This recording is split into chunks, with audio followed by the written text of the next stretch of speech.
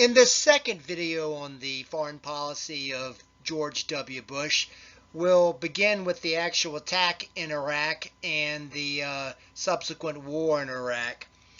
On March 20th, 2003, the United States and its coalition of the willing launched an attack on Iraq that the U.S. called shock and awe. It was going to be just overwhelming force all of a sudden.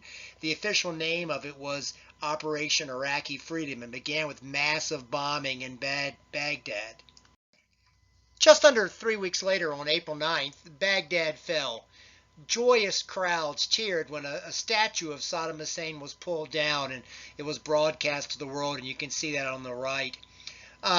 It seemed like that the neocons, arguing that the people of Iraq that had hated Saddam Hussein would rise up and help us and everything was going to be okay. Hussein and his top government leaders, they went into hiding.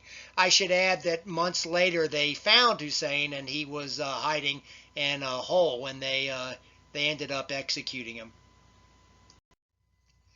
Bush was ecstatic, as were most Americans. Bush's popularity was very high again, and he celebrated the victory by flying out. And by the way, he was in full flight garb, military flight garb, to meet an aircraft carrier who was returning home.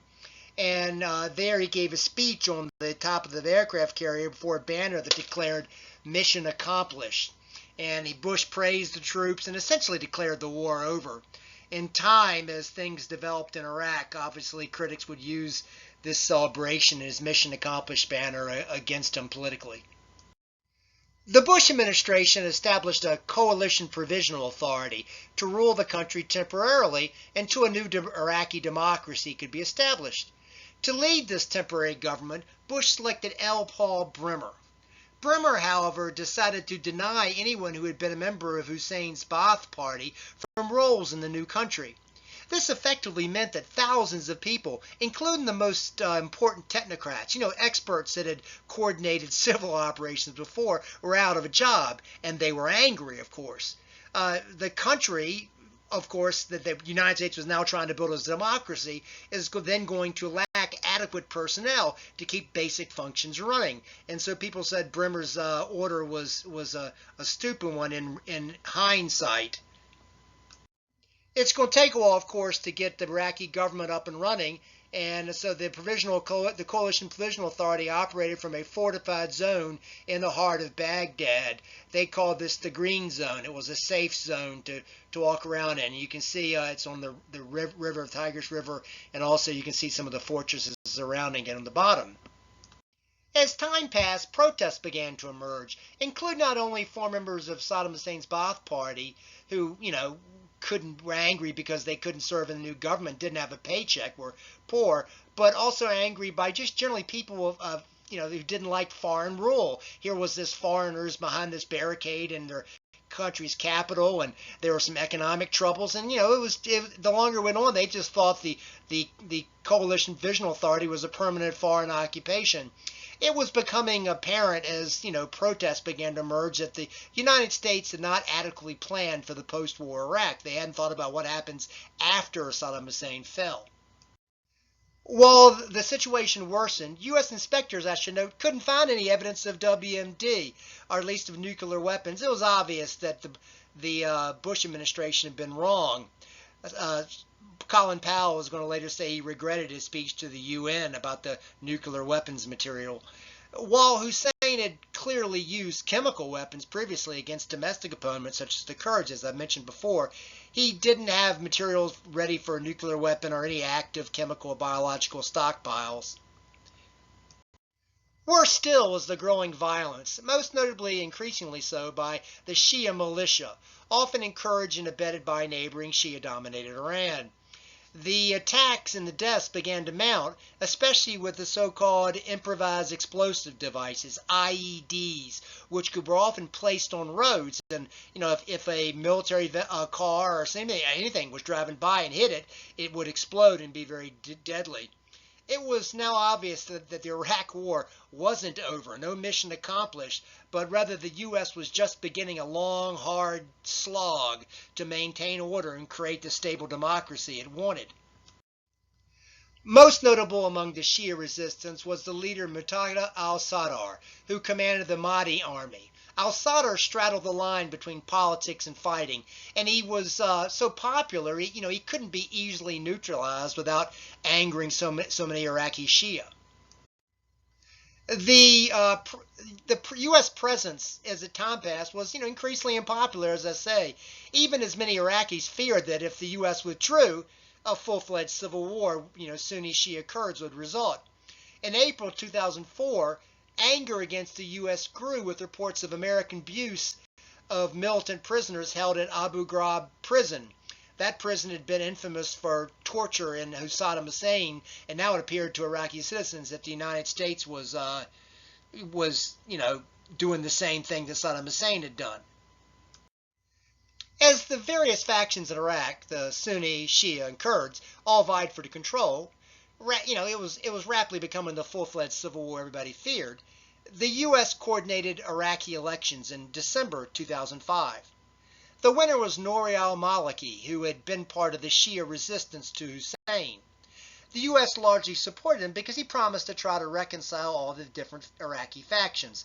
And when people voted because there wasn't adequate IDs and so forth, what they do is they would stain their fingers after they voted to show that they had voted and they couldn't vote again. And you can see that on the left. Al-Maliki, however, frequently angered the Sunnis, whose own militia resisted.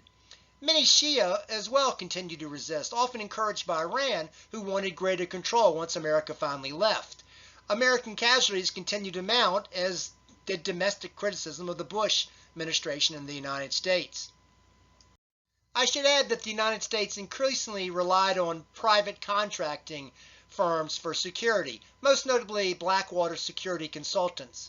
In 2007, Blackwater personnel were accused of massacring 17 Iraqis and injuring 20 in Baghdad. The massacre further angered Iraqis against the U.S., and in time several Blackwater personnel were convicted in American courts. With the war kind of getting worse and the years passing, Bush named David Petraeus commander of all coalition forces in 2007. He was an expert in counterinsurgency tactics. He and Bush also announced a surge, as they called it, in the U.S. military presence, the additional 20,000 troops. And as part of this surge, the U.S. would focus more on securing neighborhoods as much as directly battling the militants who were bombing. The U.S., also aware of the growing presence of al-Qaeda, also began to worry about alienating more and more Sunnis. And so they began to pay some of the Sunni militia to participate in the governance. The training of Iraqi military forces had improved, and by the time Bush left office, it appeared that the surge had reduced the violence. Just as Bush neared the end of his term, the Iraqi government reached a deal for the eventual withdrawal of U.S. forces from Iraq. After Bush left office, American troops were significantly reduced, but Iraq remains in a tenuous state today. Shia Iran grew in influence as ISIS, an extreme Sunni terrorist group, began to spread, most notably in nearby Syria, which by this time was in its own civil war. In the United States, Americans still debated the wisdom of Bush's Iraqi war, not only in the present troubled situation in the region and the approximately 4,500 U.S. military deaths and thousands more injured, but also in the hundreds of thousands of lost lives in civilians and the billions of dollars spent. Here you can see on the graph on the left the presence of U.S. troops and when it's marked where the surge begins and when the troop levels begin to go down afterwards. But of course, as I say, Iraq's still in a tenuous situation as we talk today. In conclusion, the war on terror, including the Afghanistan-Iraq wars, clearly dominated Bush's foreign policy. This said, however, Bush did see a worsening relationship with Russia. In his first term, assuming Russia under its new leader Vladimir Putin would join the post-Cold War world community, Bush proposed withdrawing the United States from the Cold War era Anti-Ballistic Missile Treaty. Originally signed in 1972 with the Soviet Union, the treaty limited both countries in the number and type of ground-to-air missiles designed to strike at incoming ballistic nuclear missiles. Bush suggested that in the post-Cold War era, the U.S. needed better anti-ballistic missiles, not as a threat to Russia or any other country, but because of the threat of ballistic missiles in the hands of terrorist regimes. Bush's decision angered Putin, who clearly didn't see it that way. And Putin, Putin's a former KGB official. He tried to appear non-threatening, but quietly seethed at the demise of the Soviet Union and planned to make modern Russia as a major U.S. rival. And in the years after George W. Bush, indeed, Russia has emerged a real pain in the butt. But anyway, this concludes the second video on George W. Bush's foreign policy, the war in Iraq, and it also concludes the total videos on the war on terror and the presidencies of Clinton and Bush.